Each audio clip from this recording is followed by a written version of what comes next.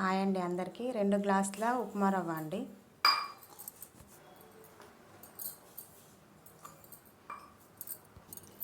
సగం గ్లాసు శనగపిండి అండి. సగం స్పూను జీలకర్ర, కొద్దిగా ఓమా, రుచికి తగ్గట్టు సాల్టు, 1 స్పూను నెయ్యి,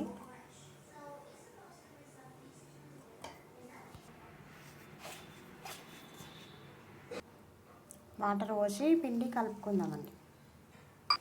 ఒక 10 నిమిషాలు రెస్ట్ ఇద్దాం.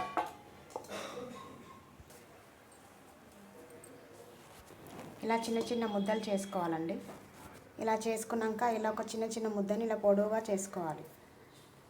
ఇలా రౌండ్గా చేసుకోండి. అన్నీ ఇదే విధంగా చేసుకోవాలి.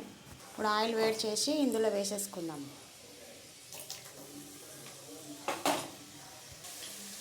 ఇలా ఫ్రై చేసుకోవాలి.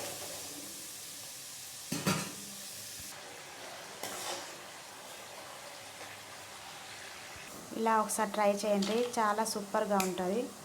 చూడండి, సూపర్గా ఉంటుంది. థ్యాంక్ యూ అండి. లైక్ చేయండి, షేర్ చేయండి.